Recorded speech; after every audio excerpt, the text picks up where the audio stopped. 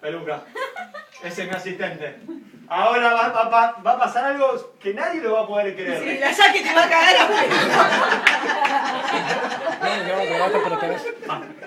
Pero solamente esto lo hace el payaso Pirulín. Claro. Porque el payaso Pirulín es el único que hace esto.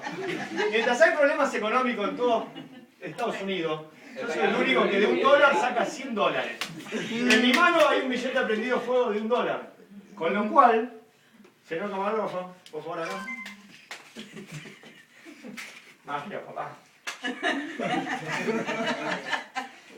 Tiene que salir porque si no me salgo corriendo. Vale. Acá hay un problema. Oremos.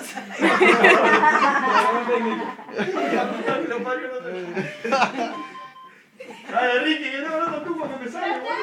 Ricky ya salió. Hace 3 días. No hay nadie. Ok, voy al baño en un minutito. ¿Alguien tiene un billete?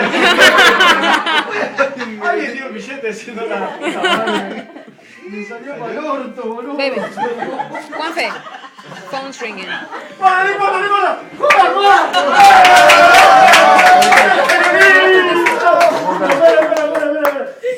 Espera. Salió como el orto.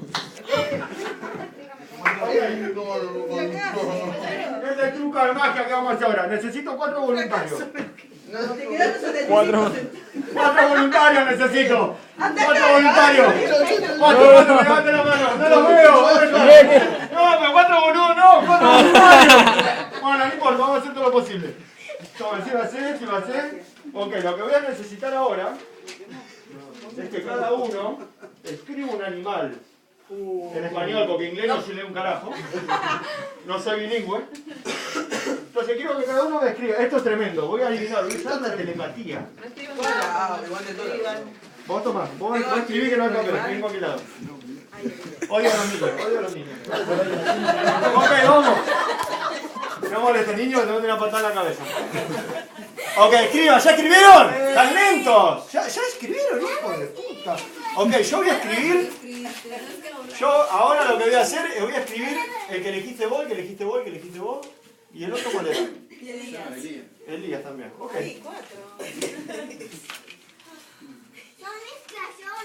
Ya lo tengo. Démelo por favor. No, pero tenés que decirlo antes. No me parece el truco. Dame el truco. Dame el tuyo.